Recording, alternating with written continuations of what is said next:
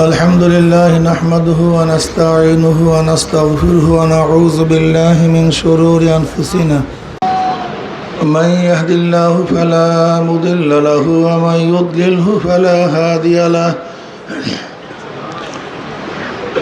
ونشهد أن لا إله إلا الله وحده لا شريك له ونشهد أن محمدا عبده ورسوله أما بعد وأعوذ بالله من الشيطان الرجيم بسم الله الرحمن الرحيم يا أيها الذين آمنوا صلوا عليه وسلموا تسليما اللهم صل على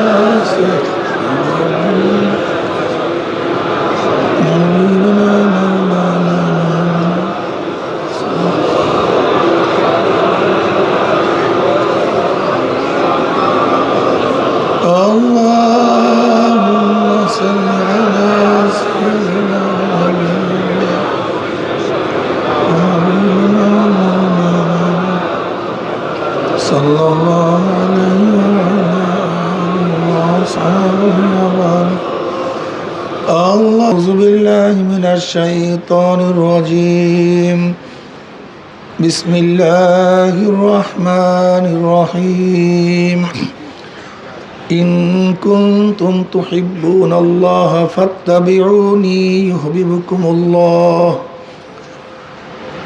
صدق الله مولانا العظيم وصدق رسول النبي الكريم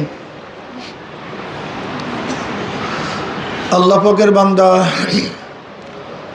জনাব মুহাম্মদ রাসূলুল্লাহ সাল্লাল্লাহু আলাইহি ওয়াসাল্লামের উম্মতগণ,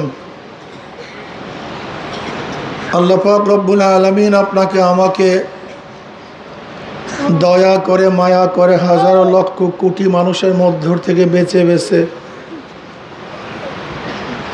আল্লাহ পাকের খাস বান্দাদের সাথে কিছু সময় কাটাবার তৌফিক দান করছেন, খাস মাজলিসে আসার তৌফিক দান করছেন। এর জন্য শুকরিয়া তার সবাই বলে আলহামদুলিল্লাহ। কত মানুষ ইচ্ছা করেছিল চরমনাই মাহফিলে আসবে, আসতে পারেনি। কত মানুষ রওনা করছে, বিভিন্ন ঝামেলার কারণে আসতে পারেনি। আবার অনেকের ইচ্ছা ছিল না, তারা মাহফিলে চলে আসছে, কিভাবে আসছে নিজেও জানে না। আল্লাহ পাক কালামে পাকের মধ্যে বল ফরমান আফালা তাতাফাক্কারুন, তুমি কি চিন্তা করো না তোমার সাথী আসতে পারে না, তুমি আসছো কিভাবে? তোমার এত ঝামেলা, তারপরে তোমাকে কোনো ঝামেলা বাধা সৃষ্টি করতে পারে নাই। আর তোমার আর এক পীর ভাই কোনো ঝামেলা ছিল না, তারপরে সে আসতে পারে নাই। আফালা তাতাফাক্কারুন, তোরা কি চিন্তা করস না? আল্লাহ পাক রব্বুল আলামিন আপনাকে আমাকে আসার তৌফিক দান করছেন। কাজে আল্লাহর কাছে দোয়া করেন, মাওলা হে, যেহেতু আসার তৌফিক দান করছো, হেদায়েত থেকে মাহরুম করিও না। হেদায়েতের মালা পরায় দিও।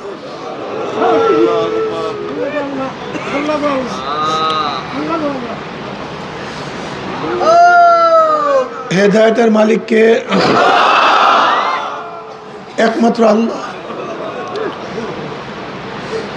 হেদায়েত সবচেয়ে দামি নিয়ামত, এর চেয়ে বড় দামি নিয়ামত কিছু নেই। এর জন্য হেদায়েত আল্লাহ পাকের নিজের কাছে রাখছেন, যেন বান্দা কার কাছে হেদায়েত তালাশ না করে, একমাত্র আল্লাহর কাছেই যেন হেদায়েত চায়। আল্লাহ পাক কি চান? আল্লাহ পাকের কাছে হেদায়েত চাইবে, আল্লাহ পাক হেদায়েতের মালাটা পরায় দেবে। যেহেতু আল্লাহ পাক নিয়ে আসছেন, মনে মনে খুব অন্তর তোমার সাথে লাগা।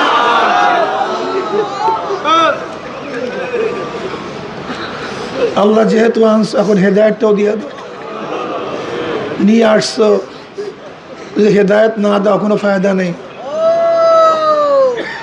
যাই হোক, আল্লাহ পাক রব্বুল আলামিন আপনাকে আমাকে অগ্রহণ মাসের মাহফিলে নিয়ে আসছেন। অগ্রহণ মাস তো বুঝেন, এই মাসে আমাদের শায়েখ ও মুর্শিদ দুনিয়ার থেকে বিদায় হয়ে গেছে।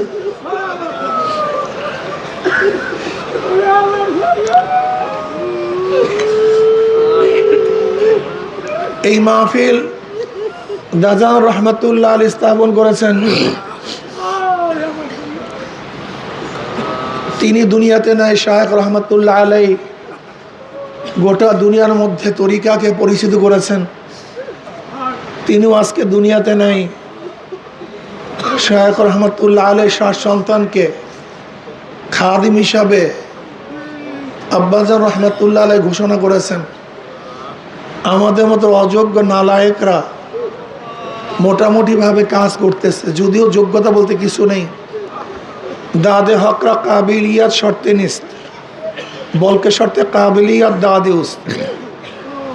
আমার মাওলা তো এত কুদরাতওয়ালা, এত শক্তিওয়ালা, এত ক্ষমতাওয়ালা, তিনি মরা গাছেও ফুল ফুটাতে পারেন, আবার জেতা গাছে ফুল নাও দিতে পারেন।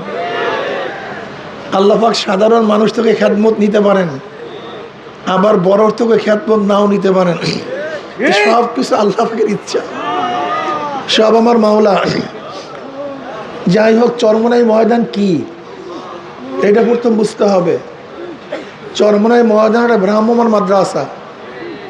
এইটা একটা ভ্রাম্যমাণ মাদ্রাসা। চরমনাইতে 2টা মাদ্রাসা, একটা হলো স্থায়ী মাদ্রাসা, আর একটা হলো ভ্রাম্যমাণ মাদ্রাসা। স্থায়ী মাদ্রাসা সবসময় ছাত্ররা থাকে, ওস্তাদরা সবসময় তালিম দেন, পড়ান, ছাত্ররা পড়ে, সব সময় তদারকির মধ্যে থাকে কোন ছাত্র নামাজ পড়ে নাই, কে নামাজ পড়ছে। অর্থাৎ তরিকা সুলুকের যে কাজটা সেটা মাদ্রাসায় করা হয়। তোমার কেন তাকবীরুল্লাহ ফেল হলো, তুমি কেন জামাতে আসতে পারো নাই, তুমি কেন এই কাজ করছো, এই কাজ কর, তোমার সুন্নাতের খেলাফ কেন, তোমার চুল বড় কেন, তোমার টুপি নাই কেন, তোমার লেবাসের মধ্যে সুন্নাত নাই কেন, তুমি দস্তারখানা বিছানায় কেন, তুমি ঘুমাবার সময় ডাইন কাঁধে শোও নাই কেন, তুমি ঘুমাবার সময় ডাইন কাঁধে শোও নাই কেন, তুমি ডাইন পাও দিয়া মসজিদে ঢোকা নাই কেন, বের হও নাই কেন বাম পাও দিয়া। মসজিদে ঢোকার 5টা আদব, বের হওয়ার 5টা আদব, এইটা তুমি রক্ষা কেন করো নাই।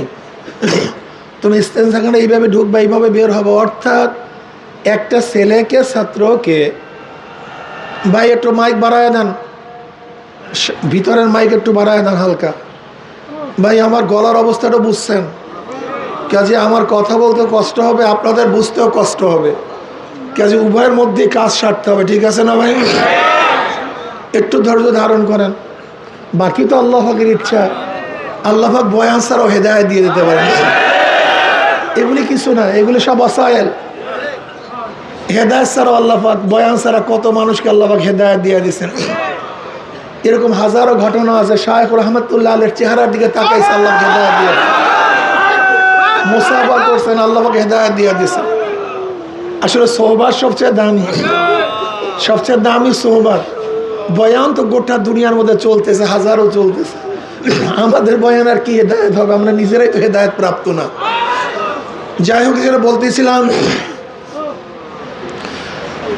মাদ্রাসায় যারা তরিকায় সুলুক, অর্থাৎ ওস্তাদরা একটা ছাত্রকে 24 ঘন্টা দেখেন যে তোমার এই ভুল, এই ভুল, এইটা ঠিক না, এইটা ঠিক না, এইটা সদরাও, এইটা সদরাও, কথা ঠিক না।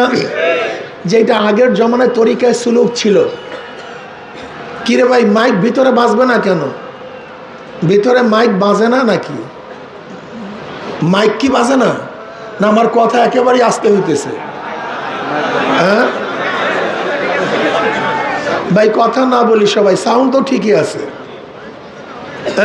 হরেন ঠিকই আছে ভাই, একটু বাজবে, শোনেন। এখন শুনতেছেন? এখন শুনতেছেন? মাশাআল্লাহ, ঠিক আছে, আলহামদুলিল্লাহ। বেশি বাড়াইলে আবার সমস্যা। এইটা হলো তরিকায় সুলুক। আগেকার জমানার মুরিদরা তারা শায়েখের বাড়িতে এই কাজটা করত। তারা সেখানে কোরআন তেলাওয়াত শিখতো, মাসাইল শিখতো, আদব শিখতো, শরিয়া শিখতো, মারিফা শিখতো, উজু শিখতো, গোসল শিখতো। অর্থাৎ এলমে জাহির এলমে বাতিনের গোটাটাই তারা শিখতেন।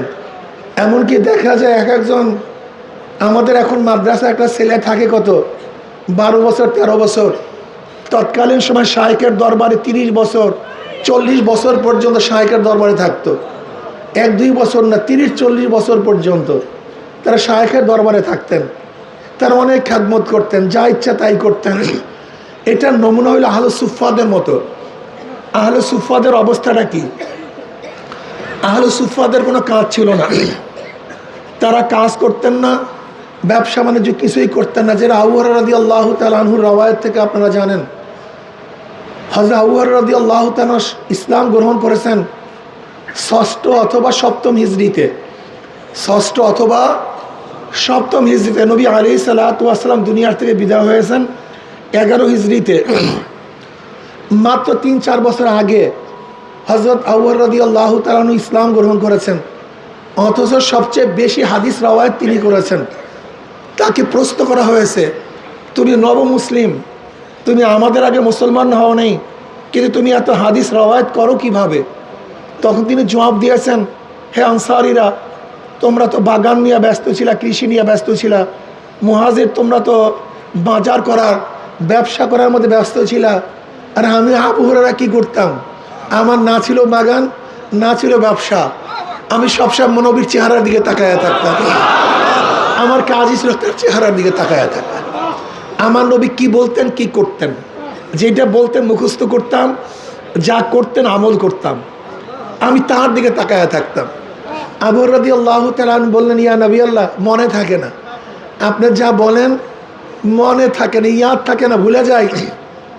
নবী আলাইহিস সালাতু ওয়াস সালাম বলবেন না সাল্লাল্লাহু আলাইহি ওয়াসাল্লাম, ভাই বয়ান তো গোটা বাংলাদেশে সারাদিন করি, এরপর আপনাদের মুখ থেকে সাল্লাল্লাহু আলাইহি ওয়াসাল্লাম কেন বের হবে না আমি জানি না। এই অভ্যাস কেন হবে না? এই অভ্যাসে পরিণত হওয়া চাই। যখনই নবী আলাইহিস সালাতু নাম শুনবেন অটোমেটিক বের হবে সাল্লাল্লাহু আলাইহি, মনে করতে হবে কেন, এমনি বের হয়ে যাবে, এমনি সাল্লাল্লাহু, এটা বের হয়ে যাবে এমনিতেই। এটাই তো মোহাব্বত, এটাই ইশক। কিন্তু আমরা ইশক বুঝি না, মোহাব্বতে বুঝি না। যাই হোক, আবু হুরায়রা রাদিয়াল্লাহু তাআলা বললেন, ইয়া নবী আল্লাহ, মুখস্থ থাকে না, ইয়াদ থাকে না, মনে থাকে না। নবী আলাইহিস সালাতু ওয়াস সালাম চাদর নিলেন, একটা কাপড় নিলেন বা রুমাল নিলেন, রুমালের মধ্যে হাত দিলেন, বলে আবু হুরায়রা বুকের মধ্যে লাগাও। নবী আলাইহিস সালাতু ওয়াস সালাম সরদার দো আলম আলাইহিস সালাতু হাতের স্পর্শকৃত কাপড় যখন বুকের মধ্যে লাগাইলেন, তিনি বললেন, এরপরের থেকে আমি কোনোদিন আর ভুলতাম না, যা শুনতাম সেইটাই ইয়াদ হয়ে যেত। অন্য রওয়ায়াতের মধ্যে নবী আলাইহিস সালাম সিনার মধ্যে হাত দিলেন, হাত দিয়ে স্পর্শ করলেন, এরপর আর তিনি ভুলতেন না। এই যে দেখেন, নবী আলাইহিস সালাতু ওয়াস সালাম হাত দিয়ে স্পর্শ করছেন, রুমালের মধ্যে হাত দিয়েছেন, লাগাইছেন। যদি এখন আধুনিক যারা ইসলাম বিশ্বাস করে, আধুনিক ইসলাম আছে না, এরা মনে করবে এটা আবার কি, এবার আবার কি, বা এটা কি, এই কথা ঠিক না। আধুনিক ইসলাম আর নবী আলাইহিস সালাতু ইসলামের মধ্যে আসমান জমিন পার্থক্য। আধুনিক ইসলামের মধ্যে আধুনিকতা, আর নবী আলাইহিস সালাতু ইসলামের মধ্যে মোহাব্বত এবং ইশক ভরা। আধুনিক ইসলাম এটা হলো স্বাদ ছাড়া কোনো জিনিস যেরকম খাওয়া হয়, যার মধ্যে কোনো স্বাদ নেই, মজা নেই, কি কথা ঠিক না, ছোলা চাপানো হয়। আর নবী আলাইহিস সালাতু ওয়াস সালামের ইসলামের মধ্যে কি আছে, আকলও আছে, মোহাব্বতও আছে, কি কথা ঠিক না, আকলও আছে, মোহাব্বতও আছে। আধুনিক ইসলামের মোহাব্বত নেই, শুধু আকল, শুধু জ্ঞান, মোহাব্বত নেই। যাই হোক, এই যে স্পর্শ করা, হাতে ছাপ দেয়া, নবী আলাইহিস সালাতু ওয়াস সালামের কাছে বাচ্চাদেরকে নিয়ে আসতেন, ফামাসা রাসাহু ফাদাআ লাহু, বুখারীর মধ্যে রওয়ায়াত আছে, নবী আলাইহিস সালাতু মাথায় স্পর্শ করতেন, দোয়া করতেন। পীর মুদির মধ্যে এটা দেখা যায়, কথা ঠিক না।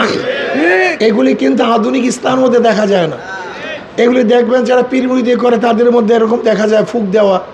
এখন দেখবেন আধুনিক ইসলামের মধ্যে কাউরে কেউ ফুক দেয় না, লিডারও কাউকে ফুক দেয় না, এবং তার সাগরাদরা ফুক কারণ থেকে আস্থাই তো নাই যার ফুকে কাজ হবে, কি কথা, এত আস্থাই নেই যে ফুকে কাজ হবে, এর জন্য ফুক নেও না, ফুক দেও না। কিন্তু নবী আলাইহিস সালাতু ওয়াস সাহাবারা ফুক নিতেন, ফুক দিতেন। মুসলিমের মধ্যে রওয়ায়াত আছে, আসমা মধ্যে আবু বকর রাদিয়াল্লাহু আনহা ফরমান যে নবী আলাইহিস সালাতু ওয়াস সালামের একটা দাড়ি মোবারক আমার কাছে ছিল, যদি কাউর চোখে ব্যথা হইতো, রোগ হইতো, আমি পানির মধ্যে ভিজাইয়া সেটা চেহারার মধ্যে লাগাই দিতাম, চোখের মধ্যে লাগাই দিতাম, ভালো হয়ে যেত। এখন যদি আধুনিক ইসলামের মধ্যে এটা দেখান, তাহলে এটা আবার কি ভাই, ইসলাম নাকি, আমরা তো ইসলাম বুঝি না। আধুনিক ইসলাম ভিন্ন জিনিস, নবী আলাইহিস সালাতু ওয়াস জামানার ইসলাম কি সম্পূর্ণ ভিন্ন জিনিস। তো আবু হুরায়রা রাদিয়াল্লাহু তাআলা আহলে সুফফার মধ্যে থাকতেন, সব সময় তার দিকে তাকায় থাকতেন। সাহাবাদের কাজ কি ছিল, সুফফাদের কাজ কি ছিল, 24টা ঘন্টা সেখানে থাকতেন, 24 ঘন্টা এলেম অর্জন করতেন, এলেমের মধ্যেই মগ্ন থাকতেন, আমলের মধ্যে মগ্ন থাকতেন, নবী আলাইহিস সালাতু খেদমতে ব্যস্ত থাকতেন। এরা কি যে কষ্ট করতেন তার কোনো শেষ নেই, কোনো সীমা নেই। কেমন কষ্ট করতেন? আবু হুরায়রা রাদিয়াল্লাহু তাআলা ফরমান, আমার একদিন ক্ষুধা, এমন ক্ষুধা, এত ক্ষুধা লাগছে, বের হইতে পারি না, সহ্য করতে পারি না। মসজিদের বাহিরে বের হয়ে দাঁড়ায় গেলাম, যেন কেউ আমাকে, আমার চেহারা দেখে আমাকে দাওয়াত দেয়, আমার চেহারা দেখে আমাকে দাওয়াত দেয়। হযরত ওমর ইবনে খাত্তাব রাদিয়াল্লাহু মসজিদ থেকে বের হয়েছে, তিনি তাকে সালাম দিলেন, সালামের জবাব নিছে, মাসালা জিজ্ঞাসা করছে। আবু হুরায়রা বলেন, মাসালা আমি আগের থেকেই জানি, কিন্তু আমি কেন জিজ্ঞাসা করছি? জিজ্ঞাসা করার কারণ হলো আমার দিকে তাকাবে, মাসালার জবাব দিবে, আমি ক্ষুধার্ত এটা বুঝবে, আমাকে দাওয়াত দিবে। কিন্তু সালামের জবাব নিছেন, মাসালার উত্তর দিছে, কিন্তু আমাকে দাওয়াত দেন নেই।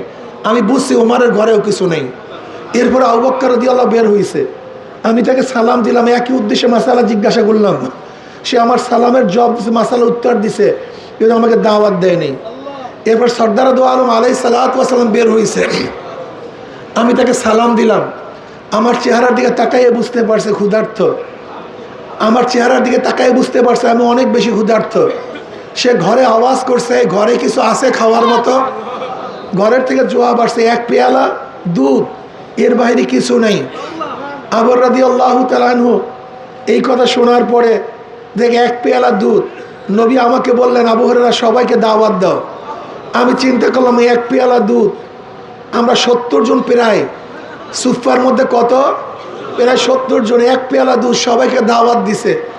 তা আমি যদি সবাইকে বন্টন করি তাহলে আমার পেটের অবস্থা কি? আমি যেই ক্ষুধার্ত সেই ক্ষুধার্ত। কিন্তু নবীর হুকুম না মানিয়া কোনো উপায় নেই। আমরা তো এখন আমাদের হুকুম মানি না, ওস্তাদের হুকুম মানি না, পীরের হুকুম মানি না, কিন্তু সালেকদের জন্য শর্ত হলো পীরের হুকুম মানা। আপনার বুঝে আসুক অথবা নাই আসুক, যদি শরীয়তের খেলাফ না হয়, শরীয়তের খেলাফ না হয়, অবশ্যই আপনাকে হুকুম মানতে হবে, এইটাই জরুরি। নবী আলাইহিস সালাতু হুকুম করছেন, না মানি উপায় নেই। আমি সবাইকে দাওয়াত দিছি, সবাই ক্ষুধার্ত, কাউরি খানা ছিল না। নবীর ঘরে দাওয়াত সাল্লাল্লাহু আলাইহি ওয়াসাল্লাম, সবাই আনন্দ চিত্তে খাইতে বসছে, সবাই লান দিয়া বসছে। নবী আলাইহিস সালাতু ওয়াস আমার ধারণা অনুযায়ী আমাকে বলছে, আবু হুরায়রা সবাইকে বন্টন করো। আমি বন্টন করা শুরু করলাম। এক পেয়ালা দুধ 70 জন কাকে দেব? প্রথম একজনকে নিয়ে গেছি, খাও তুমি। ওই পেয়ালার থেকে ওই ব্যক্তি দুধ পান করছে, আল্লাহর কসম সেই পেয়ালার থেকে এক ফোঁটা দুধও কমে নেই। আমি দ্বিতীয় ব্যক্তির কাছে নিয়ে গেছি, সেও সেখান থেকে পেট পুড়িয়া দুধ পান করছে, এক ফোঁটা দুধও কমে নেই। এরকম করতে করতে 70 জন সবাইকে দুধ পান করাইলাম, কিন্তু যেরকম দুধ সেইভাবেই দুধ রয়ে গেছে, দুধ মোটেও কমে নেই। এরপর নবী আলাইহিস সালাতু ওয়াস আমাকে বলেন, আবু হুরায়রা পান করো। আমি পান করলাম, পেট পুড়ায় ফেলাইলাম, পেয়ালা ফেরত দিলাম। নবী আলাইহিস সালাতু আমাকে ফেরত দিয়ে বলেন, আবু হুরায়রা আবারও পান করো। বলে, ইয়া নবী আল্লাহ, পেট পুড়িয়ে গেছে, আর নাই তো জায়গা। বলে, আবারও পান করো। আমি আবারও পান করলাম, ফেরত দিলাম। বলে, আবারও পান করো। বলে, জায়গা না। বলে, আবারও পান করো। আমি পান করলাম। বুখারীর মধ্যে রওয়ায়াত আছে, আবু হুরায়রা আমার পেট উঁচা হয়ে গেছে দুধ পান করতে, কিন্তু আল্লাহর কসম সেই দুধের মধ্য থেকে এক ফোঁটা দুধও কমে নাই। এরপর নবী আলাইহিস সালাত দুধ আমি পেয়ালা ফেরত দিলাম, এরপর নবী পান করছেন। এখান থেকে শিক্ষা হলো আগে সাগরেদকে খাওয়াতে হয়, কথা ঠিক না? তারপর নেতায় খাইতে হয়। কিন্তু আমরা উল্টা হয়ে গেছি, কথা বুঝাতে পারি না। আগে আমরা খাই, তারপর সাগরেদকে খাওয়াই। এর নেতৃত্বের খেলাফ, এ নেতা হতে পারবে না। নেতার মূল দায়িত্ব হলো আগে তার ড্রাইভার খাইছে কিনা, তার অধীনস্থ গোলাম খাইছে কিনা, তার যার অধীনস্থ দারোয়ান আছে তারা খাইছে কিনা, এটা খবর নেই। এটা একজন নেতার খুবই দায়িত্ব। অথচ দেখবেন আমাদের নেতাদের অবস্থাটা কি, তুই মরে মর, তুই না খাইয়া থাকা, আমি সামনের খাইলে খাইলাম, বাস। এটা নেতার গুণ না। নবী আলাইহিস সালাতু ওয়াস সালাম প্রত্যেকটা জায়গায় নেতৃত্ব কিভাবে দিতে হয় সে শিক্ষা দিয়েছেন। নবী আলাইহিস সালাম আগে কাকে খাওয়াইছেন? তার সাগরেদকে খাওয়াইছেন, এরপর নিজে পান করছেন। এখানে আর একটা জিনিস বিষয়, সবাইকে নিয়ে খাইছেন। আর বর্তমান ব্রিটিশ ল হলো এই যে অফিসার থাকবে, তার কাছেও কেউ বসতে পারে। মনে হয় যেন বিশাল এক ডাকাত, যেন কেউ কাছে যাইতে ভয় পায়। অথচ নবী আলাইহিস সালাতু চরিত্র কি ছিল? বাহির থেকে কেউ যখন আসতো, কেউ বুঝতেই পারতো না কে নবী আর কে সাগরেদ, কে নবী কে সাহাবি। এরকমই তো হওয়া উচিত ভাই, এরকমই হওয়া উচিত, হ্যাঁ? অথচ আমরা যদি একটু নেতৃত্ব পাই, তখন নিজেকে মানুষ মনে করি না, জানোয়ার মনে করি। কারণ মানুষ আমাকে ভয় পায়। তোমাকে ভয় পায় কেন? পাগলা কুকুরকে মানুষ ভয় পায়, তোমাকে ভয় পাবে কেন? মানুষ সাপকে ভয় খায়, তোমাকে ভয় পাবে কেন? মানুষ হিংস্র প্রাণীকে ভয় পায়, তোমাকে ভয় পাবে। হ্যাঁ, তোমাকে ভয় পাবে যেরকম সন্তান বাবাকে শ্রদ্ধার ভয় পায়, সেই ভয় তোমাকে পাবে। কি কথা ঠিক না? যেরকম সন্তান মাকে ভয় পায়, সেই ভয় তোমাকে পাবে। যেরকম ছাত্র উস্তাদকে ভয় পায়, সেই ভয় তোমাকে পাবে। কিন্তু উকরিমার রসুল মাখাফাতা শাররিহি ইজাতুখিজাল ফায়ু দুআলান ওয়াল আমানাতু মাগনামান ওয়াজ যাকাতু মাগরামান ওয়া তুআল্লিমুল গায়রিদ্দিন ওয়া আতার রাসূল ইমরাতাহু আক্কা উম্মাহু আদনা সাদিকাহু আকসা আবাহু ওয়া যাহারাতুল আসওয়াত ওয়া ফিল মাসাজিদ ওয়া সাদাল কবিলাতা ফাসিকুম ওয়া কানা যাইমুল কওমি আরজুলাহুম ওয়া উকরিমার রসুল মাখাফাতা শাররিহি ওয়া যাহারাত আসওয়াতুল মাসা ওয়া যাহারাত কায়ানাতু বিমাআজিব ওয়া শুরুল খুমুর ওয়া লানা আখিরু হাযিল উম্মাত আউওয়ালাহা ফালইয়ারতাকু ইনদা যালিকা রিহান হামরা ওয়া যালজালাতান ওয়া খাসফান ওয়া মাসকান ওয়া কসমান ওয়া আয়াতান তাতাবাকা নিজামিন কুতিয়া সিলকু ফাতাদাবা। তিরমিজির মধ্যে রওয়ায়াত আসছে। আজকে মানুষকে কেন ভয় করি? আবু হুরায়রা রাদিয়াল্লাহু তাআলা রওয়ায়াত আসছে, ইজাতুখিজাল ফায়ু দুআলান, যখন মানুষ মালে ফায়কে এটা লুটের মাল মনে করবে, অথচ এটার মধ্যে শরিয়াতের বন্টনের হক আছে, নিয়ম আছে, সেটা মানবে না। কথাটা বুঝাতে পারি নাই? যখন গনিমতের মালকে নিজের মাল মনে করবে, যখন মানুষ জাকাতকে আমানতকে গনিমতের মাল মনে করবে, আমানতের মালকে গনিমতের মাল করবে, আমানত খেয়ানত করবে, আমানতকে মানুষ রক্ষা করবে না। আজকে সরকারি দলের লোক আমানতকে রক্ষা করে না। আমাদের শুকরিয়ার বিষয়, আমাদের বর্তমান ধর্ম উপদেষ্টা আল্লাহ পাকের শুকর, তিনি যে হজ করার জন্য যে দায়িত্ব পেয়েছিলেন, এই বাংলাদেশের মধ্যে, বাংলাদেশের ইতিহাসে প্রথম নজির, যেই টাকা তার কাছে দেওয়া হয়েছিল, যেই পরিমাণ টাকা উদ্ধৃত হয়েছে, সে সমস্ত হাজিদের মধ্যে বন্টন করে দিয়েছে। এর নাম আমানত রক্ষা করা। আজকে সরকারি মাল আমানত আমাদের কাছে, কিন্তু আমরা এটাকে নিজের মাল মনে করি। সরকার কা মাল দরিয়া মে ঢাল। অথচ আব্বাজার রহমতুল্লাহ স্পষ্ট বলেছেন, কোনো ব্যক্তির মাল যদি আত্মসাৎ করো, কোনো ব্যক্তির মাল যদি আত্মসাৎ করো, তাহলে ওই ব্যক্তির কাছে মাপ চাওয়া সহজ, সম্ভব। কিন্তু সরকারি মাল, যে যারা সরকারি লোক আছেন, জান্নাতে ভালো মতো যাইয়েন। জান্নাত মনে হয় আমার বাপদাদার জান্নাত। আমি অনেককে এইভাবে দেখি, মনে হয় জান্নাত আমার বাপদাদার জান্নাত। খালি মৌলবীরা, এই মৌলবীরা জান্নাতকে নিজের বাপদাদার তাল্লুক মনে করছে। অথচ নবী আলাইহিস সালাম ফরমান, আনা মিন গায়রিদ দাজ্জাল আখাফু আলাইকা মিনাদ দাজ্জাল। ক্বালা ইয়া রাসূলুল্লাহ মান হুয়া? ক্বালা উলামাউস সু। আনা মিন গায়রিদ দাজ্জাল আখাফু আলাইকা মিনাদ দাজ্জাল। ক্বালা মান হুয়া ইয়া রাসূলুল্লাহ? ক্বালা রাসূলুল্লাহ উলামাউস সু। নবী আলাইহিস সালাতু ওয়াস সালাম ফরমান, আমি একদল মানুষের ব্যাপারে দাজ্জালের চেয়ে মারাত্মক ভয় করি। দাজ্জালের চেয়ে খতরনাক, দাজ্জালের চেয়ে মারাত্মক, দাজ্জালের চেয়ে ভয়ঙ্কর। নবী আলাইহিস সালাতু ওয়াস সালাম প্রশ্ন, ইয়া নবী তারা কারা? মৌসু, এই বৎকার আলেম, এই দুনিয়াদার আলেম, এর দজ্জালের চেয়ে মারাত্মক, দজ্জালের চেয়ে মারাত্মক। নবী আলাইহিস সালাতু ওয়াস সালাম মেরাজের রজনীকে দেখেন, একদল মানুষের জিব্রা এবং হোঁট বড় হয়ে যাইতেছে, আগুনের কাঁচি দিয়ে কাটা হইতেছে। নবী আলাইহিস প্রশ্ন করলেন, এই ব্যক্তির এই অবস্থা কেন? বলে, এই ব্যক্তি দুনিয়াতে নিজের নসিহাত করতো, নিজে আমল করতো না। আমি দেখছি সেই অবস্থাকে আমার মধ্যে সেই হালাত, সেই একই অবস্থা। নবী আলাইহিস সালাতু ওয়াস সালাম ফরমান, এর জন্য খুবই ভয়ের ব্যাপার। নবী আলাইহিস সালাতু ওয়াস সালাম ফরমান যে কিয়ামতের ময়দানে অনেক জান্নাতীরা জাহান্নামী আলেমদেরকে বলবে, ভাই তোমার নসিহতে আমি নামাজ পড়তাম, তোমার নসিহতে আমি রোজা রাখছি, তোমার নসিহতে আমি দাড়ি রাখছি, তোমার নসিহতে আমি জান্নাতে চলে আসছি, তুমি জাহান্নামে। বলে, আমি তোমাদেরকে বলতাম, নিজে আমল করতাম না। এই মিসদাকের মধ্যে আমি আসি। আল্লাহ যেন আমাকে মাফ করে দেন, সবাইকে মাফ করে দেন। এর জন্য খুব মারাত্মক অবস্থা। যখন আমানতকে গনিমতের মাল মনে করবে, আজকে যার কাছে যদি দেওয়া হয় সব খেয়ে ফেলে। তরিকার টাকা দেয়, সংগঠনের টাকা দেয়, মাদ্রাসার টাকা দেয়, মনে হয় নিজের টাকা। অথচ দাড়ি আছে, টুপি আছে, পাগড়ি আছে, আখলাক নেই, চরিত্র নেই। চরমনায় মুজাহিদ এটা হতে পারবে না। চরমনায় মুজাহিদের মধ্যে আমানতদারি থাকতে হবে।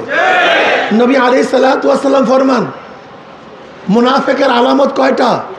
যখন কথা বলে মিথ্যা বলে, আমানতের খিয়ানত, ওয়াদা করলে ভঙ্গ করে, খেলাফ করে।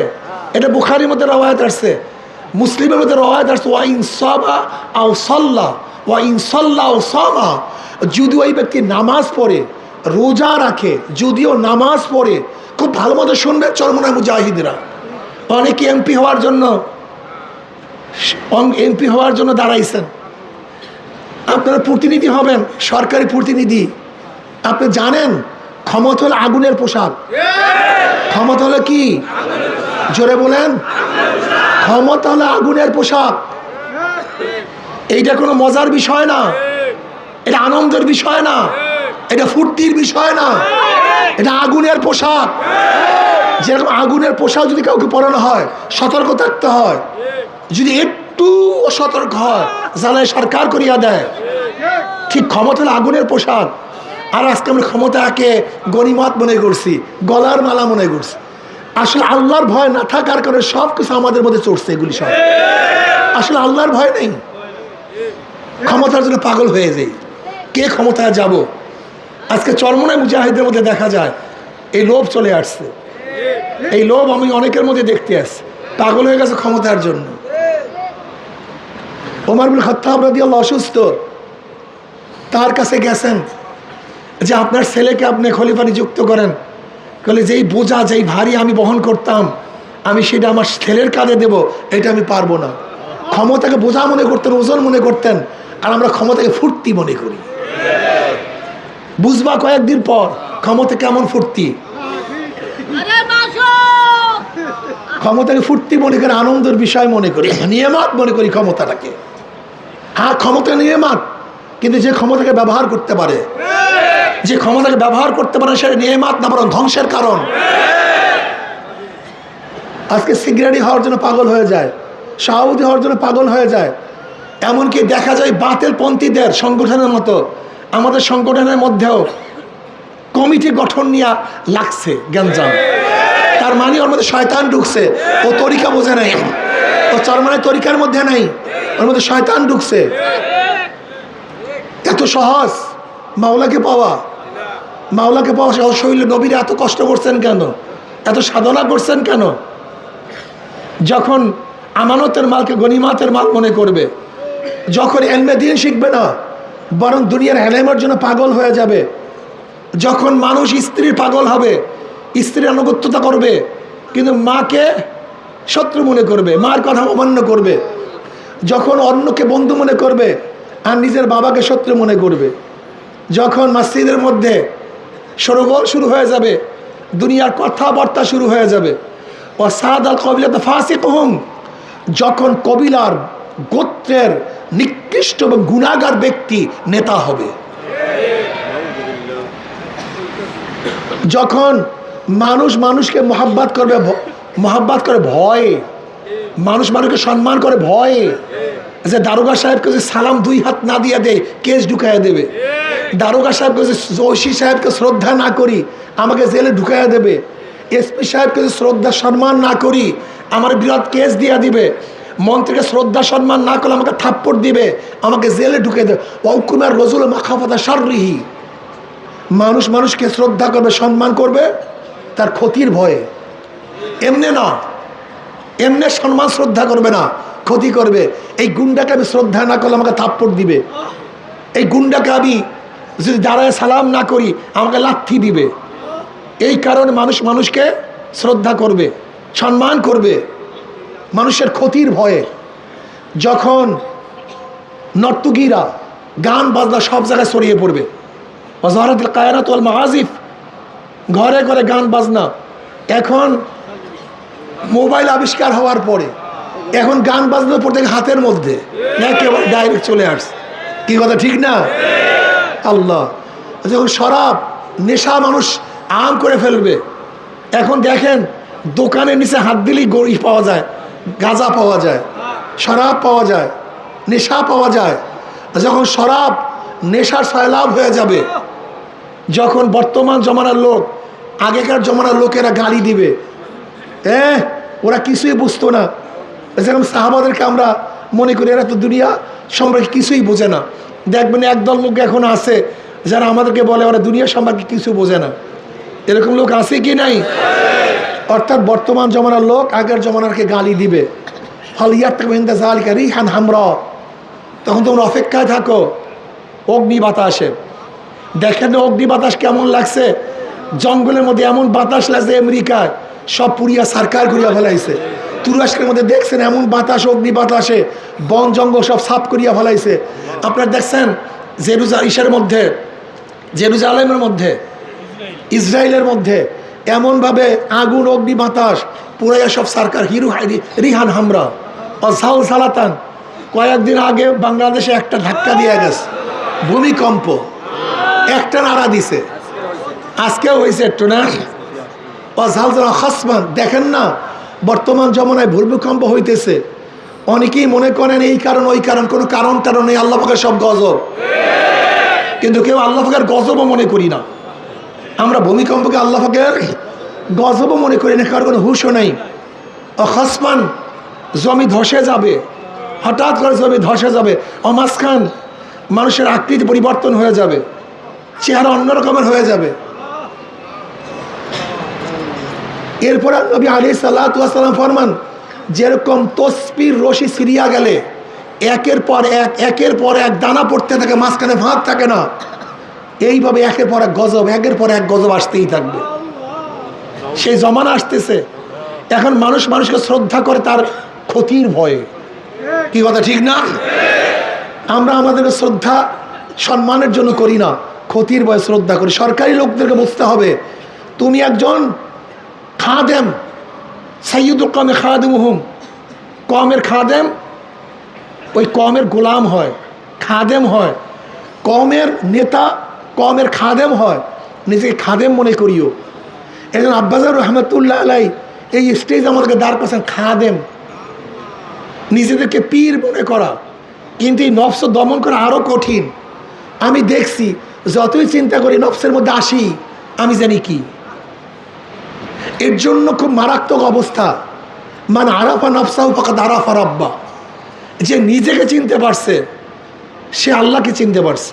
বুজুর্গানি দিন বলেন এটা খুব কঠিন মাসালা, এত কঠিন মাসালা যার কোনো শেষ নাই, কোনো সীমা নেই, এত কঠিন মাসালা। যাই হোক, আমরা যেটা বলতেছিলাম, সাহাবাই কেরাম রিদওয়ানুল্লাহ আজমাইন সাধনা করছেন। আল্লাহ পাক কালামে পাকের মধ্যে ফরমান, ইন কুনতুম তুহিব্বুনাল্লাহ ফাত্তাবিউনি, যদি আল্লাহকে মোহাব্বত করতে চাও তাহলে আমার ইত্তেবা করো। কার ইত্তেবা? নবী আলাইহিস ইত্তেবা করতে হবে, অনুসরণ করতে হবে। আতিউল্লাহ আতিউর রসুল, ইত্তেবা করতে হবে আল্লাহর, ইত্তেবা করতে হবে আল্লাহ পাকের রসুলের। কোনো অবস্থাতেই যদি আপনি আল্লাহর রসুলকে অমান্য করেন এটা কুফরি, এইটা কুফরি। আমরা দেখা যায় ফরজকে মানি কিন্তু সুন্নাত মানি না। ফাত্তাবিউনের উদ্দেশ্যটা কি? নবী আলাইহিস সালাতু ইত্তেবা, অনুসরণ। তিনি যা করছেন, যা করার জন্য বলছেন সব কিছু করতে হবে, সব কিছু মানতে হবে। কি কথা ঠিক না? আজকে অনেকের মধ্যে সুন্নাতের মোহাব্বত নেই, সুন্নাতের ভালোবাসা নেই। সুন্নাতকে যুক্তির দ্বারা সুন্নাতকে বাদ দিতে চাই। আজকে দেখা যায় চরমনের অনেক মুজাহিদের মধ্যেও সুন্নাতের সেই খেয়াল, আগের মতো মোহাব্বত নেই। মনে রাখতে হবে, সুন্নাত যদি বাদ দাও তোমার কিছুই থাকবে না। নবী আলাইহিস সালাতু ওয়াস সালাম মোহাব্বত প্রমাণ করে সুন্নাতের উপরে। কিসের উপরে ভাই? সুন্নাতের উপরে। যে যত সুন্নাত অনুযায়ী চলবা সে তত বেশি আমার নবীকে মোহাব্বত করবা, সে আমার নবীকে তত ভালোবাসবা। সুন্নাত ছাড়া কোনো মারেফাত নেই, সুন্নাতে চলতে হবে। শরিয়াত মারেফাত আলাদা কোনো বিষয় না।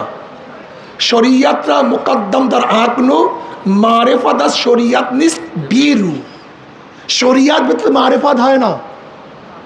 এলমে বাতেন কাইতু, এলমে বাতেন কাইসু, এলমে বাতেন কাইসু মাস কি বলেন না? এলমে বাতেন হামসু মাসকা, এলমে জাহের হামসু শির, কাইবুয়াত বে শের ও মাসকা, কাইবুয়াত বে পেরু পীর। এলমে বাতেন হামসু মাসকা, এলমে জাহের হামসু শির। এলমে বাতেন হলো মাখনের মতো। এলমে বাতেন কিসের মতো? এলমে শরিয়াত দুধের মতো। কাইবুয়াত বে শের মাসকা, কাইবুয়াত বে পেরু পীর। আপনাকে অবশ্যই মনে রাখতে হবে, আপনি দুধ ছাড়া কোনোদিন মাখন পাবেন না, আর পীর ছাড়া, শায়েখ ছাড়াও কোনোদিন পীর হওয়া যায় না। একজন শায়েখ ছাড়া কোনোদিন শায়েখ হওয়া যায় না। একজন রাহনুমাই ছাড়া পথ চলা যায় না। এর জন্য আপনাদের অবশ্যই মনে রাখতে হবে, যারা মনে করেন আমরা মারেফাতে আছি শরিয়াতে নেই, এরাও গলতের মধ্যে আছেন। শরিয়াত এবং মারেফাত এইটা ভিন্ন কোনো জিনিস না, কিন্তু শরিয়াতকে অবশ্যই প্রাধান্য দিতে হবে। শরিয়াত বাদ দিয়ে মারেফাত অর্জন করা যায় না। আমাদের চরমনায় মুজাহিদের মধ্যে একদল দেখা যায় যে যাদের মধ্যে আল্লাহ পাক কিছু মোহাব্বত দিছে, মোহাব্বত দেওয়ার পরে সঠিক রাস্তা বাদ দিয়া বাইপাস রোডে হাঁটা শুরু করছে। তুই নিয়ামতের কদর করতে পারলি না গাধা। আল্লাহ নিয়ামত দান করছিল, অনেক মুজাহিদকে দেখছে আল্লাহ পাক অনেক নিয়ামত দান করছিল, কিন্তু এখন তাকাইয়া দেখতে আছে নিয়ামতকে আল্লাহ পাক জানি না কোন গুমরাহির কারণে ওর নিয়ামত সিনেয় নিতে আসে। প্রথম মুজাহাদা করার কারণে তার মধ্যে মারেফত, মোহাব্বত, হ্যাশ, জজবা ঠিকই আসছিল, কিন্তু কিসের জন্য, কোন কারণে সব কিছু ধ্বংস করে ফেলাইতেছে। এখন আর সেই দিকে যায় না, সেই দিকে চলে না। এমনকি এমনও শুনছি কিছু চরমনে মুজাহিদরা বিভিন্ন জায়গায় গিয়ে রাত্রে অনুষ্ঠান করে, যার মধ্যে হারাম হারাম গান পর্যন্ত তারা সেখানে গায়। এরকম শোনা যায়। আল্লাহ মাফ করে দেব, তুমি নিয়ামতকে ধ্বংস করে ফেলছ, তুমি শেষ করে ফেলাইছ। আল্লাহ আমার নিয়ামত দান করছিল, তুমি কত চেষ্টা সাধনা করার পরে যে নিয়ামত আল্লাহ তোমাকে দান করছে, সেই নিয়ামত তুমি নিজের হাতে পায়ের মধ্যে দলিত করতে আস। তোমার কত ত্যাগ, তুমি নামাজের মধ্যে ঠিক মতো পড়ছ, তোমার দেখো তো সেই আগে সেই হালাত আছে কিনা। চরমনে অনেক মুজাহিদ প্রথম যে অবস্থা ছিল ওখানে অবস্থা নাই। খাস করে ইসলামী আন্দোলনের উপর জোর দেওয়ার পরে তরিকার অবস্থা কেড়ে আসে। এখানে শেষের পথে, আমি জানি না আগামী 10, 15, 20 বছর কি হবে, এটা আমার জানা নেই, আমি জানি না। এমনকি হাজারো ইসলামী আন্দোলনের লোকেরা ধারণা করে জিকির আজকাল আমাদের জন্য না। আজকে আমিল মুজাহিদ পীর সাহেব হুজুর বয়ান করছেন ফজরের সময়, চমৎকার বয়ান করছেন।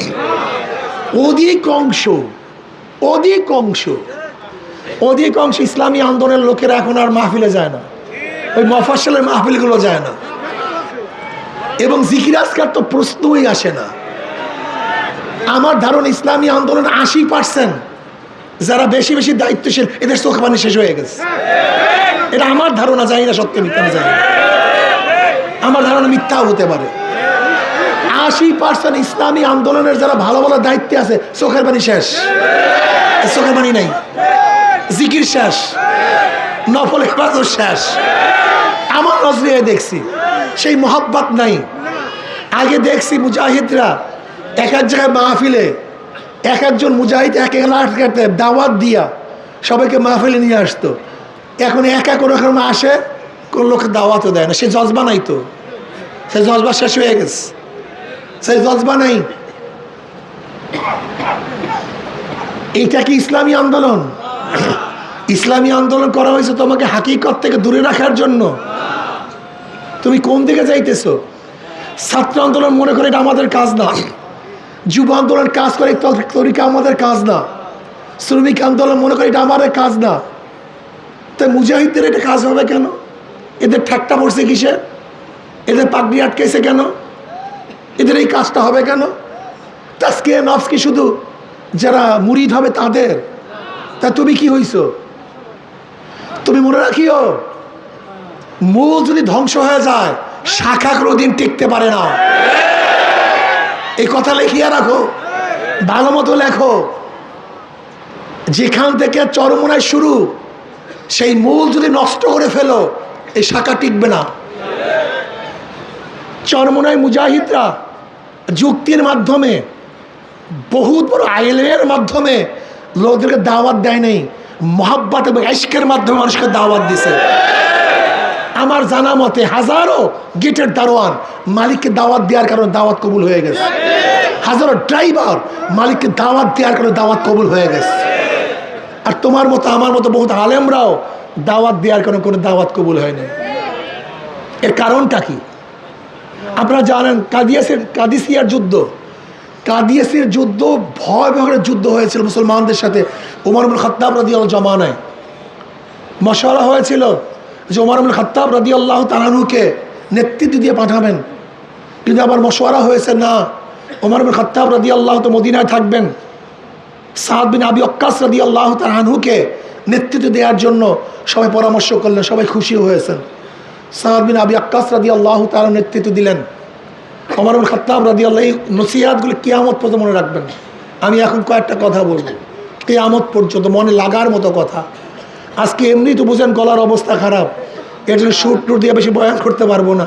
আমি কয়েকটা কথা বলে খুব ভালো মতো শোনেন।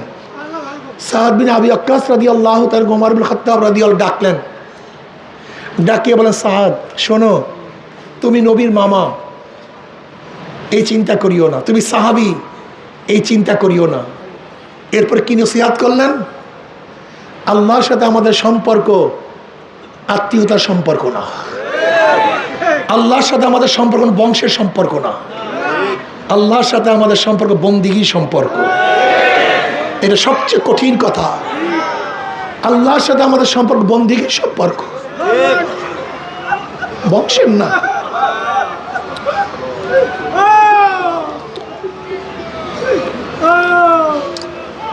আমি বড় লোক হিসাবে না,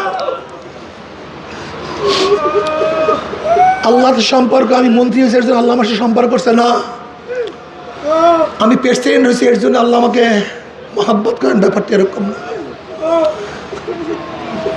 আল্লাহর সাথে আমাদের সম্পর্ক কিসের? ইবাদতের। শোনো সাদ, আল্লাহর কাছে কে বড়, কে ছোট, কে বংশীয়, কে নন বংশীয়, কে মন্ত্রী, কে এমপি, কে প্রেসিডেন্ট, কে পীর, কে মুরিদ, আল্লাহর কাছে এর কোনো পরিচয় নেই। এর কোনো পরিচয় আল্লাহর কাছে।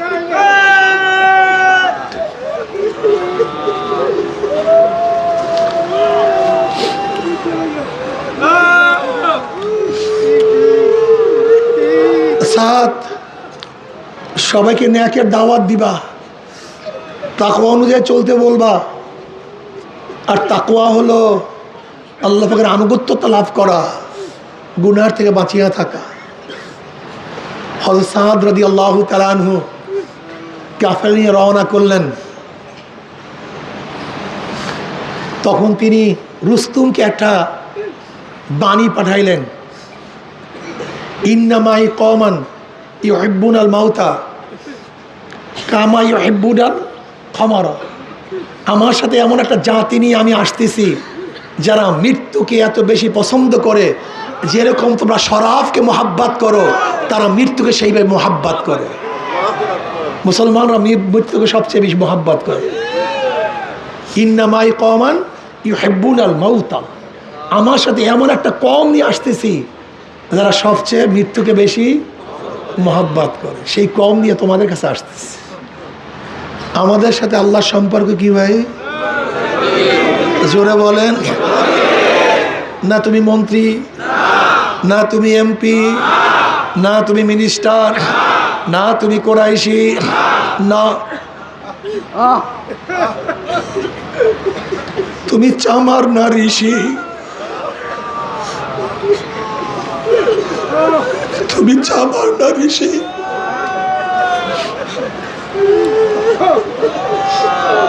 তুমি মেতর না গোলাম, তুমি বড় না ছোট, তুমি সুন্দর না কালো, তুমি দুনিয়ার মধ্যে দামি না নন দামি, এর সাথে আমার মাওলার কোনো সম্পর্ক নাই। আমার মাওলার সাথে একটা গোলামের সম্পর্ক হইতে পারে, মালিকের সম্পর্ক না হইতে পারে। আমার মাওলার সাথে দারোয়ানের সম্পর্ক হইতে পারে, ওই ঘরের মালিকের সাথে সম্পর্ক না হইতে পারে। আমার দাদাজান রহমাতুল্লাহর কাছে তার এক মুরিদ আসিয়া বলে, হযরত আমি সবক পরিবর্তন করতে চাই। দাদাজান রহমাতুল্লাহ বললেন, তোমার কি আগের সবকে তাসির হয়েছে নাকি? বলে হ্যাঁ তাসির হয়েছে। বলবো না দেখাবো? বলে দেখাইলে ভালো হয়। যখন ওই ব্যক্তি পাঁচ জিকির শুরু করছে, যখন শ্বাস টান মারছে, দেখে পশমগুলি উপরের দিকে উঠিয়া গেছে। আবার যখন শ্বাস ছাড়ে, দেখে পশমগুলি ঝাঁত করিয়া নিচের দিকে নামিয়া গেছে। জিকির করে পশমেও জিকির শুরু করিয়া দিছে। এবার দাদাজান রহমাতুল্লাহ বললেন, তুমি এই নিয়ামত কিভাবে অর্জন করলা? এবার ওই ব্যক্তি বলে, হুজুর আমি একজন নাইট গার্ড, সারা রাত্র সজাগ থাকি। আমি চিন্তা করলাম দরজার সামনে বসিয়া দেখি আমি কাজটা কি করব। আমি চিন্তা করলাম আকাশের যতগুলি তারকা আছে এই পরিমাণ আমি মাওলার জিকির করব। আমি আর ঘুমাই না, সারা রাত্র আমার মাওলাকে ডাকি, আল্লাহ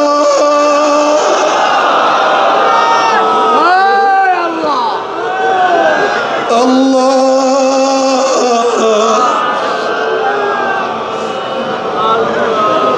আমি আমার মাওলাকে ডাকি, আমার মাওলাই নেমাত দান করছে। আমি আগেই বলছি আমার মাওলার সাথে সম্পর্ক বন্দিগির সম্পর্ক।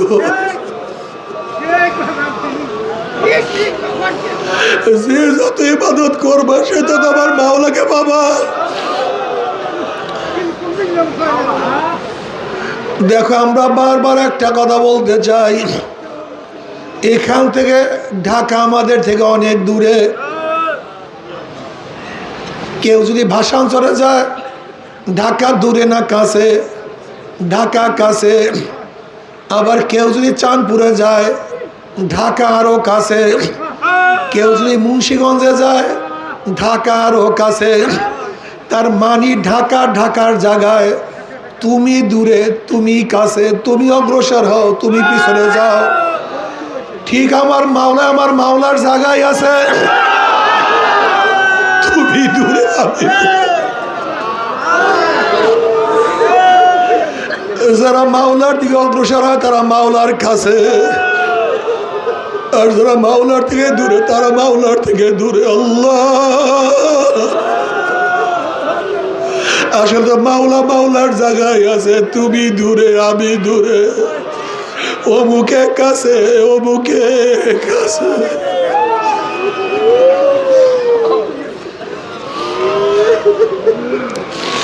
खुदा मुझसे मुझको दूर कर, ताकि देखो मुझमें तुझको एक नजर।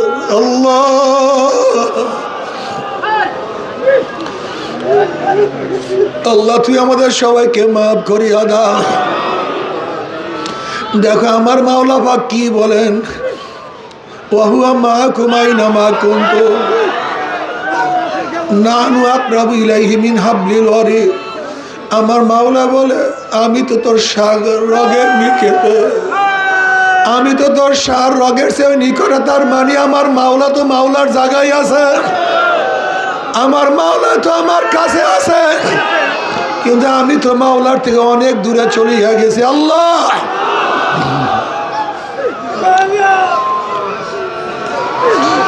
এখন তোমাকে আমাকে সাধনা করিয়া মাওলার কাছে যাইতে হবে। ইমাম গাজালি রহমাতুল্লাহ আলাইহি ফরমান, মাওলার মধ্যে বন্দার মধ্যে ৭০,০০০ নূরের পর্দার ব্যবধান। এক একটা পর্দা অতিক্রম করতে ৫০০ বছরের সময় লাগে।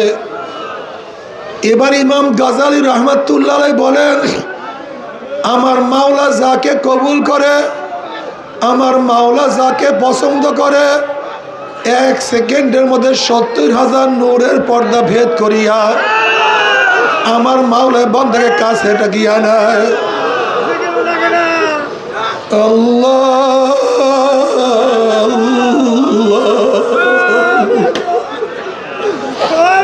আল্লাহ। ইব্রাহিম আদম রহমাতুল্লাহ আলাইহি বলকের বাদশাহী ছাড়িয়া দিয়া আমার মাওলার পাগল হয়ে গেছে। একদিন রাস্তা দিয়া যায়, দেখি এক জমিদারের সন্তান, আমিরের সন্তান মদ পান করিয়া ভুট হইয়া পড়িয়াছে, বমি করিয়া সব কিছু নোংরা করিয়া পলাইছে, মুখের মধ্যে চেহারার মধ্যে মাছি বন বন বন বন করতে আছে। ইব্রাহিম আদম রহমাতুল্লাহ আলাইহি তাকে দেখিয়া চিনিয়া ফেলাইছে। তিনি চিন্তা করলেন, এই ব্যক্তি যতই মদ পান করুক, সে তো আমার মাওলার একটা বান্দা, ও তো আমার মাওলার একটা বান্দা।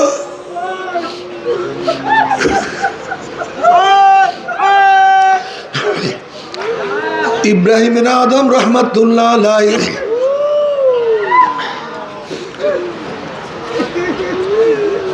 ওই মদখোরের চেহারাকে সুন্দর মতো ধোয়া দিলেন, পানি দিয়া ধোয়া দিলেন, আল্লাহর কাছে দোয়া করলেন, আল্লাহ কবুল করলেন।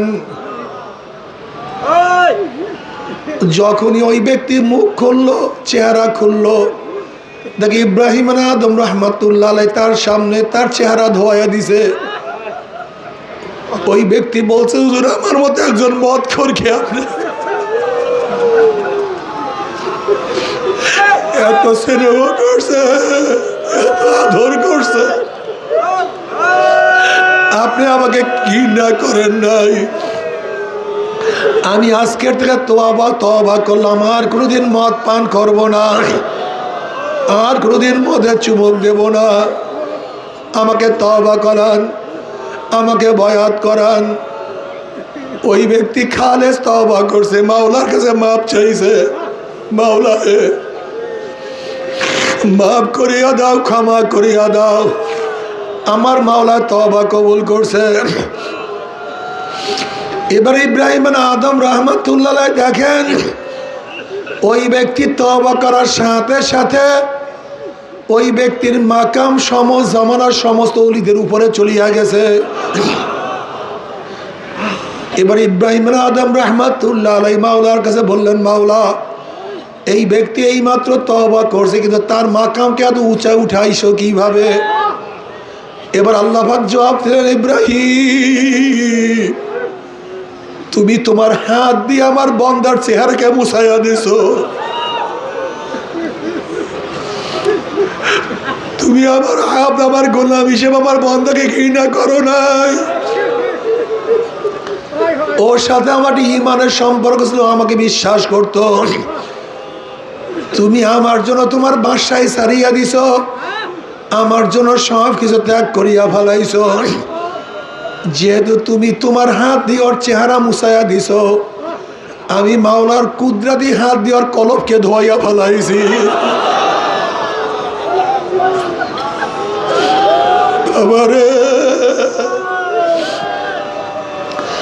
আসলে আমি খুব খেয়াল করিয়া দেখছি, সব হইল কলবের খেলা, সব হইল কলবের খেলা।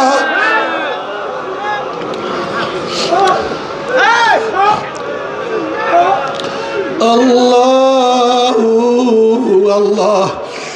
আব্দুল্লাহ ইবনে মুবারক রাহমাতুল্লাহ আলাইহি বহুত বড় মুহাদ্দিস ছিলেন, হাফিজুল হাদিস ছিলেন, বহুত বড় বুজুর্গ ছিলেন।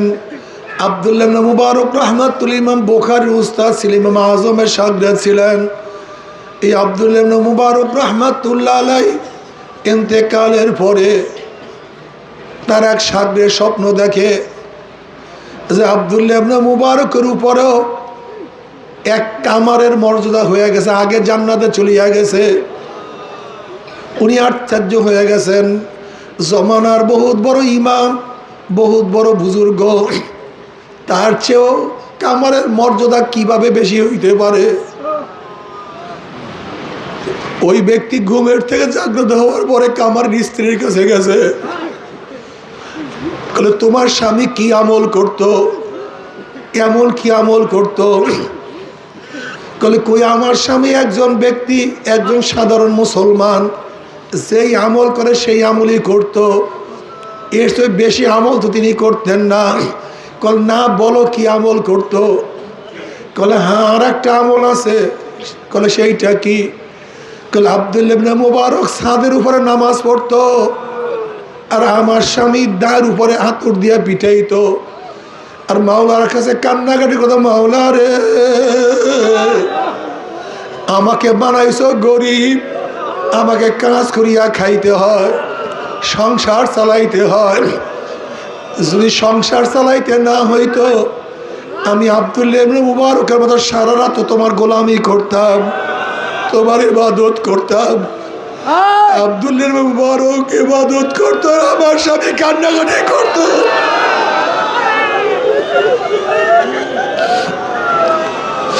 আমার স্বামী আফসোস করত, আর কিছু না,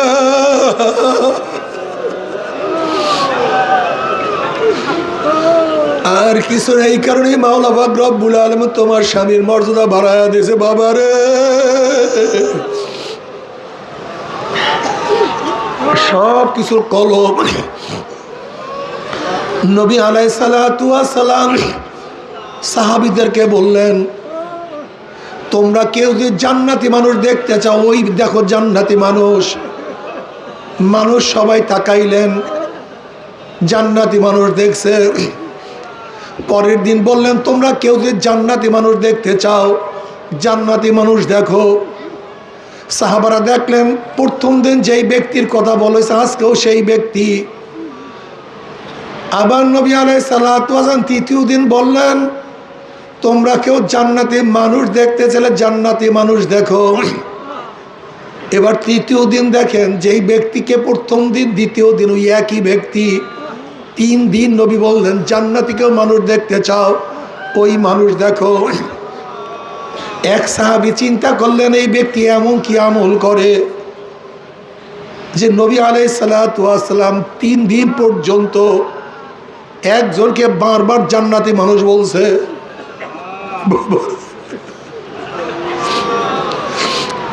যেই সাহাবী গেছে সে খুব বেশি ইবাদত করতেন, অনেক বেশি আবেদ ছিলেন, সারা রাত নামাজ পড়তেন, সারাদিন রোজা রাখতেন। সেই সাহাবী ওই জান্নাতি মানুষের মেহমান হইলেন তার ইবাদত দেখার জন্য। উনি দেখেন ইশারের নামাজের পরেই সে ব্যক্তি ঘুমায়া গেছে। আবার তাহাজ্জুদের সময় তাহাজ্জুদ পড়ছে, ফজরের পরে সাধারণ যে মুসলমানরা আমল করে সেইভাবে আমল করছে, রোজাও রাখে নাই। অর্থাৎ একজন সাধারণ মুসলমান যেই পরিমাণ আমল করে, ফরজ, ওয়াজিব, সুন্নত, মুস্তাহাব, মুস্তাহসান, এর বেশি ইবাদত করে নাই। ওই ব্যক্তি চিন্তা করছে মনে হয় আজকে ইবাদত করার সুযোগ পায় নাই, আগামীকাল করবে। দ্বিতীয় দিন দেখি একই প্রথম দিনের মতো সাধারণ মানুষ যে ইবাদত করছে, ইবাদত এর বেশি না। উনি চিন্তা করলেন আজকে মনে হয় পারে নাই, তৃতীয় দিন মনে হয় ইবাদত করবে। তৃতীয় দিন দেখি একই প্রথম এবং দ্বিতীয় দিনের মতো স্বাভাবিক ইবাদত, বেশি ইবাদত করে নাই। এবার তৃতীয় দিন ওই ব্যক্তি বলছে, ভাই আমি আপনার কাছে মেহমান হয়েছি, অন্য কোনো নিয়াতে না, একটা জিনিস জানার জন্য। নবী আলাইহিস সালাতু ওয়াস সালামকে পর পর 3 দিন জান্নাতের সুসংবাদ দিছে। আপনি জান্নাতি, কোনো সন্দেহ নেই আপনি জান্নাতি। আমি আপনার আমল দেখার জন্য 3 দিন আপনার সাথে কাটাইছি। আপনি এমন কি আমল করেন? কই যেরকম একজন সাধারণ মানুষ ইবাদত করে আপনি সেইভাবে ইবাদত করলেন, বেশি ইবাদত করলেন না। এর চেয়ে কোনো আমল বেশি আছে কি না? কল না ভাই, এর চেয়ে বেশি আমার আমল নাই। ওই ব্যক্তি আশ্চর্য হয়ে ফিরে যাইতে আছে। কিছুক্ষণ যাওয়ার পরে ওই ব্যক্তি ডাক দিছে, ভাই এদিকে আসো, আমার আর একটা আমল আছে। কলে কি? কলে আমার কলবটা পরিষ্কার। এই কলমের মধ্যে বিদ্বেষ নাই, হিংসা নাই, কিবের নাই, আমার কলবটা পরিষ্কার। বলে আর কিছু না, আর কিছু না। ব্যাপারে কলব পরিষ্কার করা খুবই কঠিন।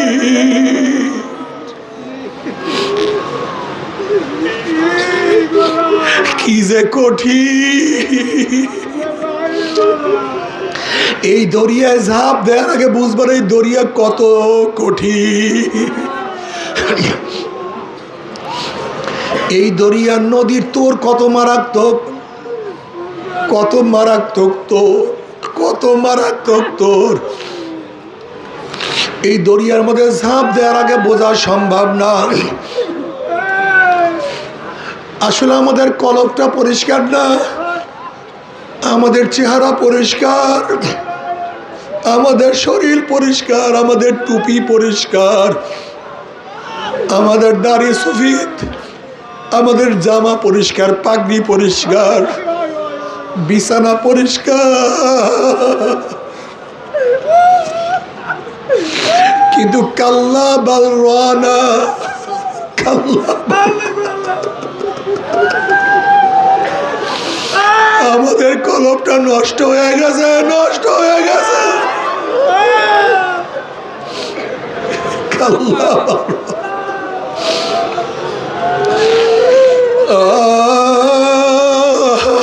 বাবা রে,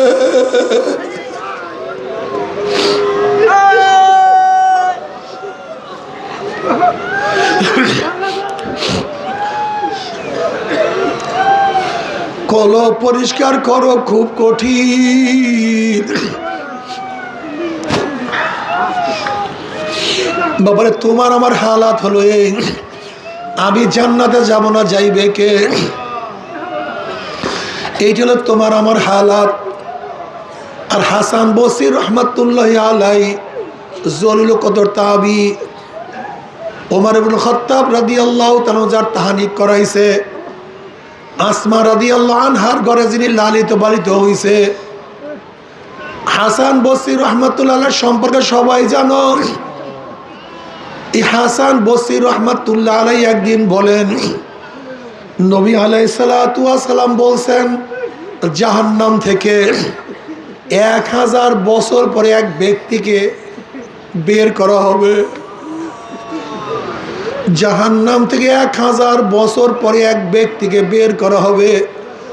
হাসান বসরি রহমাতুল্লাহ আলাইহি বলেন, ওই ব্যক্তি যে আমি হাসান হইতাম তাহলে আমার খোশ নসিব, আমার খোশ নসিব, আমার চিরজীবন জাহান্নামে থাকতে হইতো না। হাসান বসরি রহমাতুল্লাহ আলাইহি যদি নিজেকে এই অবস্থা মনে করে, জানি না তোমার আমার উপায় কি, আমি জানি না।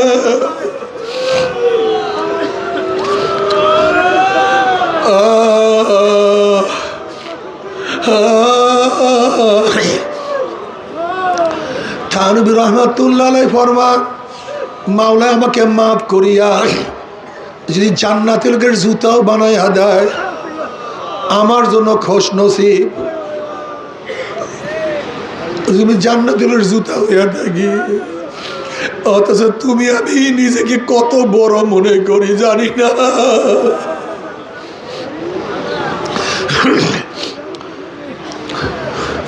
সব সময় কলিজাটারে কলবটাকে ভাঙ্গিয়া ফেলাইও, মাওলা তোমাকে পাইলাম না, তোমাকে রাজি খুশি করতে পারলাম না।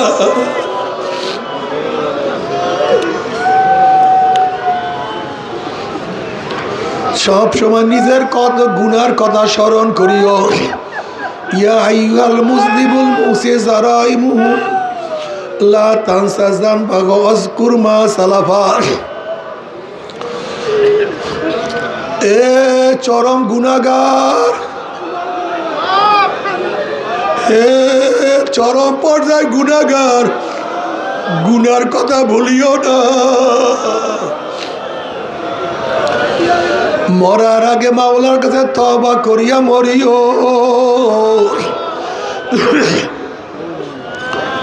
তওবা না করিয়া কেউ মাওলার কাছে যাইও না।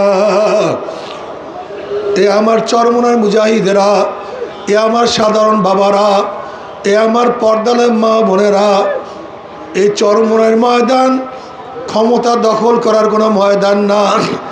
এই চরমনার ময়দান ক্ষমতায় যাওয়ার কোনো ময়দান না।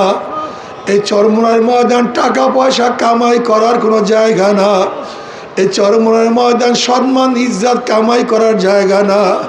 এই চরমনার ময়দান আমার মাওলাকে তালাশ করার জায়গা। এই চরমনার ময়দান আমার মাওলাকে পাওয়ার জায়গা। যদি চরমনার ময়দানে মাওলাকে পাও, সব কিছু পাইয়া গেছ। আর যদি মাওলাকে না পাও, কিছু পাও না।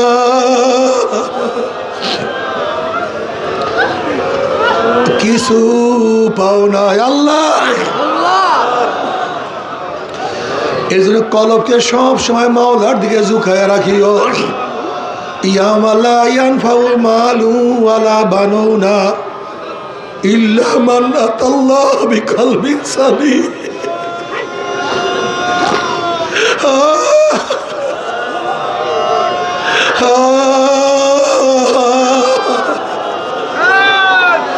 আল্লাহ কলবকে পরিষ্কার করিয়া দাও।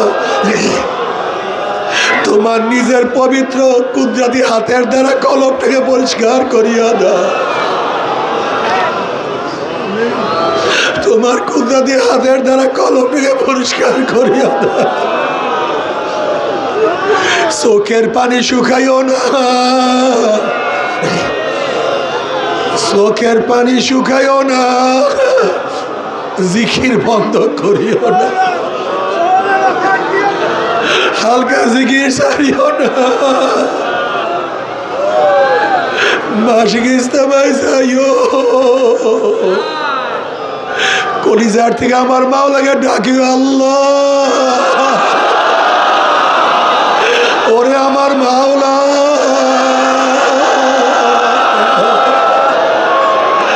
আমার মাওলা,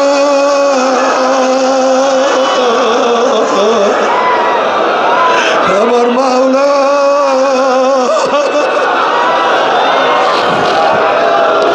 ওরে কলম দিয়ে আমার মাওলাকে ডাক দিলে আমার মাওলা সারা না দিয়া পারে না। আমার মাওলা বলো উদুনি আস্তাজিব লাকুম, উদুনি আস্তাজিব লাকুম। ডাকো আমার মাওলা, যেদিকে রেখে আমার মাওলা। हर गोल में तू है, रोल में तू है, भो में तू, हर जातू जिधर देखता हो मैं तू ही तू है, तू ही तू है, तू ही तू। আমি যেদিকে থেকে আমার মাওলা, আমি শয়নে মাওলা, আমার মৌলাতে মাওলা। ইন্না সলাতি ওয়া নুসুকি ওয়া মাহইয়ায়া ওয়া মামাতি লিল্লাহি রাব্বিল আলামিন। আমার সব মাওলার জন্য, সব মাওলার জন্য। মাওলার পাগল হইয়া যা, মাওলার প্রেমে পড়িয়া যা, মাওলার প্রেমে পড়িয়া যা।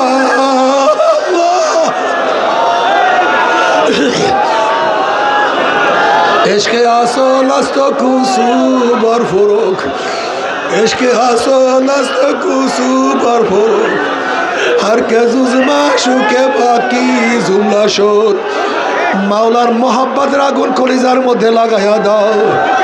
মাওলার এশকের আগুন কলিজার মধ্যে লাগাইয়া দাও, মাওলার এশক মোহাব্বতের আগুন লাগাইয়া দাও। মাওলা আমি তোমাকে চাই, তোমাকে চাই। आए खुदा मुझसे मुझको दूर कर, आए खुदा मुझसे मुझको दूर कर, आए खुदा मुझसे मुझको दूर कर, ताकि देखो मुझमें तुझको एक अल्लाह।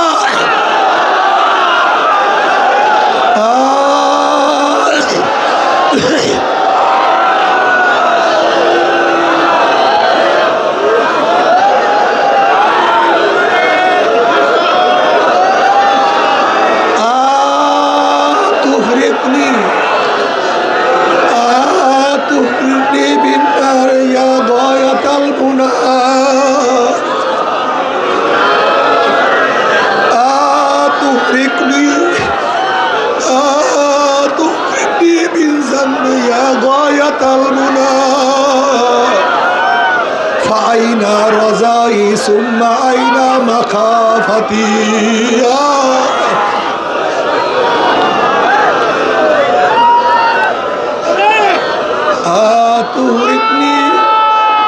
أتهركني بالنار يا غاية المنى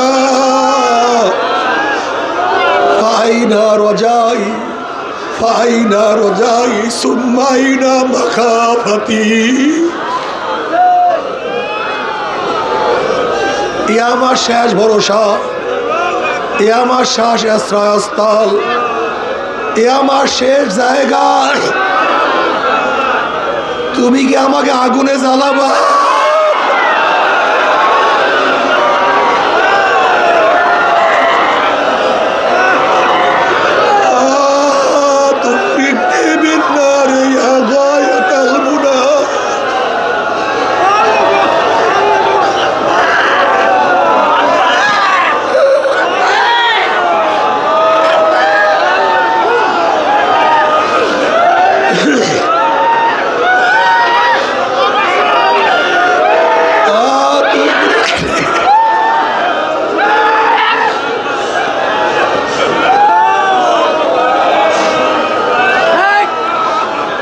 تغرقني بالنار يا غاية المنى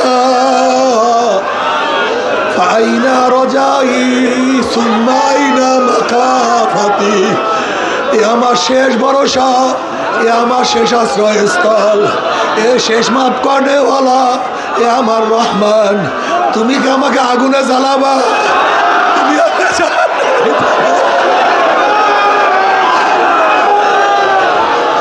যদি আমাকে জাহান্নামে দাও তাহলে আমি তোমার আশা করছিলাম সেইটার কি হবে? আমি তোমাকে ভয় করতাম সেইটার কি হবে? আমি তোমাকে ভয় করতাম সেইটার কি হবে? আমি তোমার ভরসা করতাম সেইটার আমার কি হবে? তুকরিনি বিন্নারিয়া গয়াতাল মুনা ফাইনা রজাই ফাইনা মাখা। তুমি আমার আগুনে জ্বালাবা, তুমি আমাকে জাহান্নামে।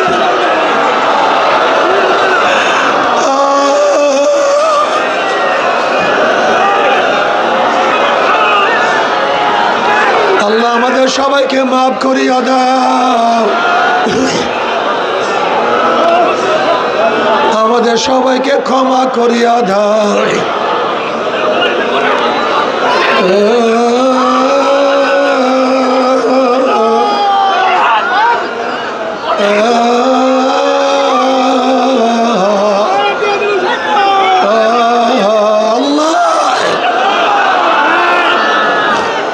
আল্লাহ তোমার ইশক এবং মুহাব্বতের মধ্যে ডুবাইয়া দাও, তোমার ভালোবাসার দরিয়ার মধ্যে ডুবাইয়া দাও,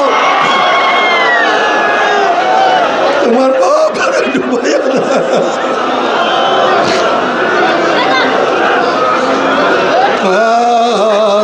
আশেকারা রোজে মাশার বাকিয়ামত কারনিস আশেকারা রোজে মাশার বাকিয়ামত কারনিস আশেকারা জুস্তামাশা ইজামালো ইয়ারনিস আল্লাহ কিয়ামতের মাঠে তোমার সাথে পাগলামি করতে চাই, তোমাকে দেখার জন্য পাগলামি করতে চাই, তোমার ভালোবাসার মধ্যে গরক হইয়া যাইতে চাই। নূরুন আলা নূর আল্লাহু নূরুস সামাওয়াতি ওয়াল আরদ সব জায়গা আমার মাওলার নূর, সব জায়গা আমার মাওলার নূর, সব জায়গা আমার মাওলার নূর। নূরুন আলা নূর নূরুহুম ইয়াসা বাইনা আইদিহিম ওয়া বিআইমানিহিম নূরুহুম ইয়াসা বাইনা আইদিহিম ওয়া বিআইমানিহিম ডাইনে নূর বামে নূর সামনে নূর পিছনে নূর